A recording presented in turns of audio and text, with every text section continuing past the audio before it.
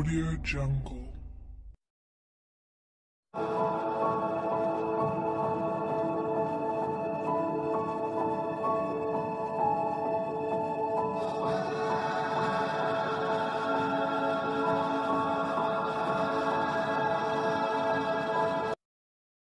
Yang bermuara.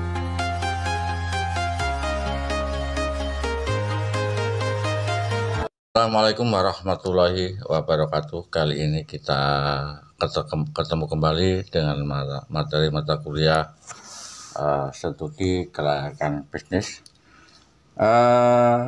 Untuk materi kali ini, Pak Samsul akan berbicara tentang analisa aspek risiko bisnis. Jadi di dalam bisnis itu ada yang faktor yang paling akhir ada risiko. Tanpa kita berani mengambil risiko, maka tidak ada yang disebut kata bisnis. Tidak ada orang yang berani bisnis kalau kita tidak berani mengambil risiko.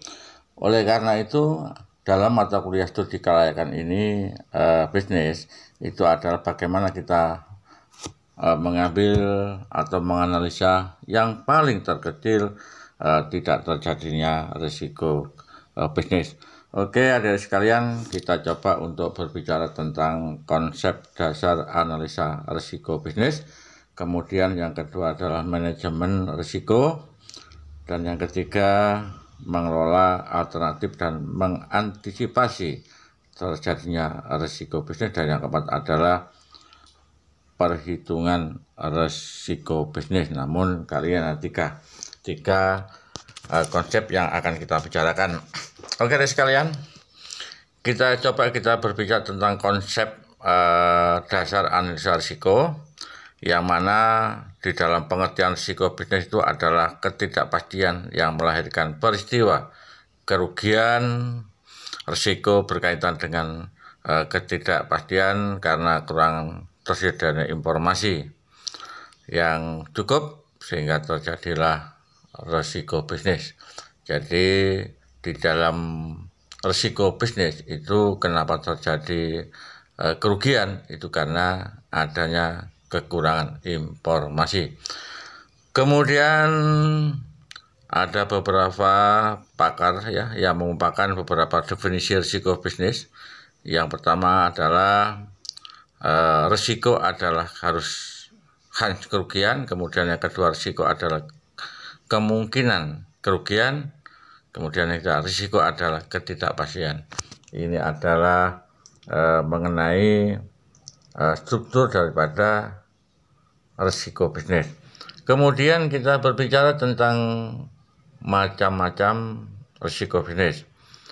Jadi menurut sifatnya, risiko murni itu adalah yang terjadi secara tidak sengaja yang pasti akan menimbulkan kerugian. Ini kerugian yang tidak disengaja. Kemudian ada risiko spekulatif, yaitu risiko yang sengaja menimbulkan keuntungan atau memberikan keuntungan bagi pihak tertentu. Dan yang keempat dan yang ketiga adalah risiko fundamental, yaitu risiko yang menyebabkan tidak dapat dilimpahkan kepada seseorang dan menderita cukup banyak kerugian. Jadi kerugian ini ada beberapa macam risiko. Yang pertama tadi sudah saya sebutkan bahwa ini terjadi secara tidak sengaja. Artinya kerugian itu tidak sengaja, bisa karena kerugian itu karena terjadi kebijakan atau pemerintah. Karena kerugian itu ada bersifat intern juga bersifat ekstern. Kemudian yang kedua adalah risiko spekulatif ini, bagaimana kita kerugian itu menguntungkan orang lain.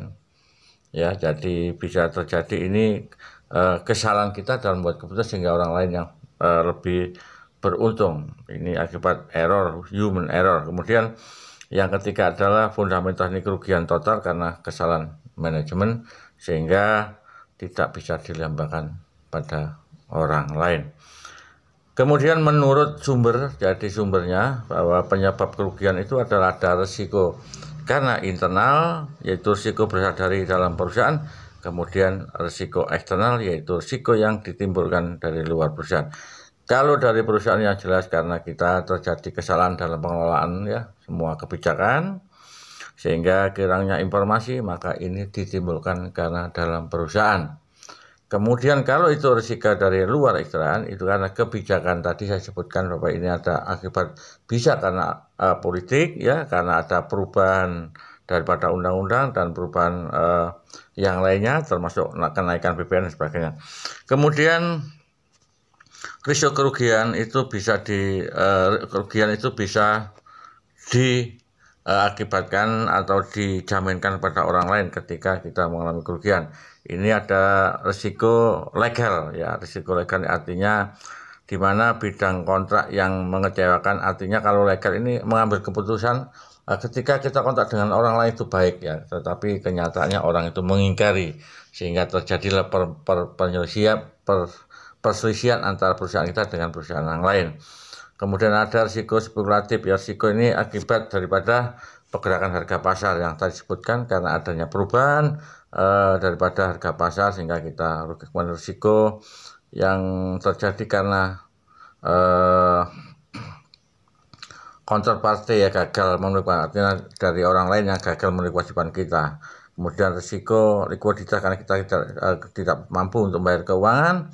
Kemudian risiko operasional yaitu kerugian yang tidak berjalan dengan lancar, contohnya kerusakan komputer dan sebagainya. Ini karena memang di dalam peralatan kita itu juga bisa mengalami kerugian. Jadi tadi saya sebutkan di dalam bisnis itu ada faktor yang terakhir adalah risiko. Jadi bagaimana kita risiko ini itu bisa kecil mungkin bisa mengalami perusahaan kita. Jadi makanya lahirlah yang disebut studi kelayakan bisnis. Di dalam bisnis memang kita sering dihadapkan beberapa hal ya. Tadi saya sebutkan bahwa kalau perusahaan kita itu terjadi kerugian akibat daripada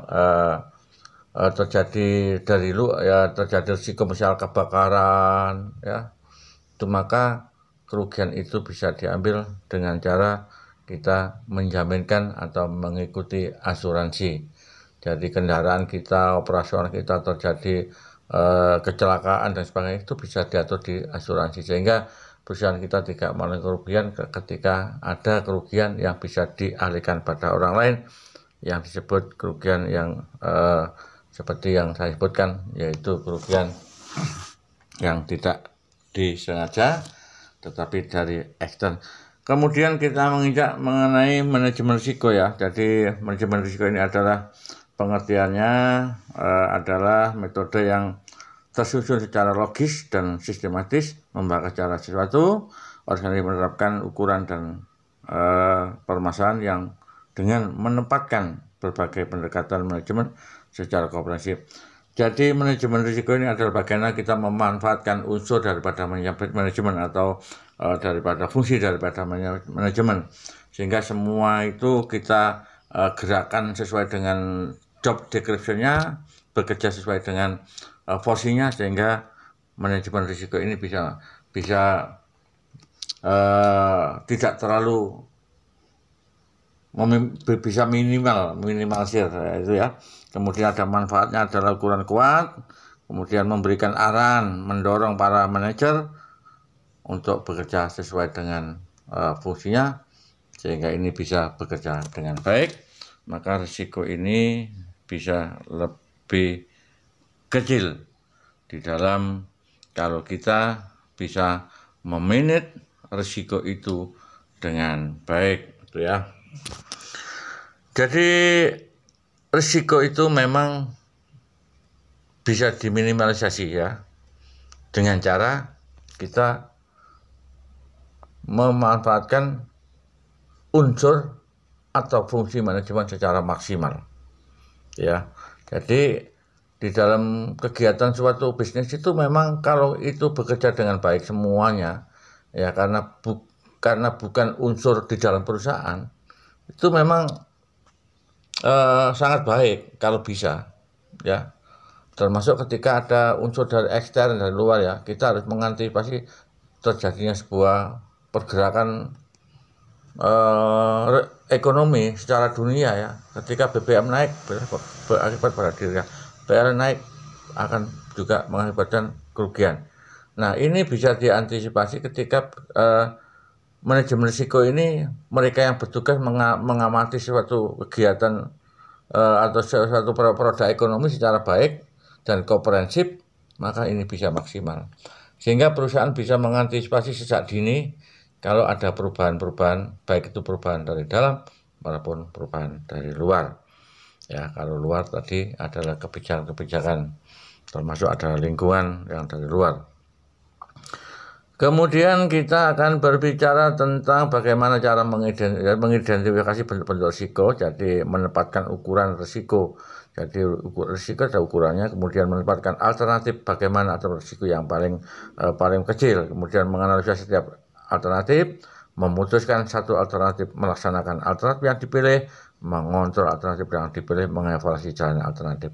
Inilah kalau kita menjalankan manajemen risiko, maka cara mengidentifikasi bentuk-bentuk risiko itu secara komprehensif, ya, secara komprehensif, secara bagus, sehingga hal tersebut bisa diketahui sejak dini. Jadi risiko yang bagaimana kita usaha itu risiko paling terkecil lah yang kita buat, sehingga jangan sampai usaha itu gagal, karena memang betul. Jadi intinya ketika kita melaksanakan bisnis, maka kita harus memperhitungkan dari studi kelayakan sampai risiko-risiko apapun kita perhitungkan secara matang, sehingga ketika ada sesuatu yang akan terjadi kita bisa mengantisipasi sebuah kerugian. Oke adik sekalian, saya kira itu pertemuan pada hari ini, dan mudah-mudahan kita selalu mendapatkan berkah dan punya ilmu yang manfaat. Terima kasih, saya akhiri. Wassalamualaikum warahmatullahi wabarakatuh.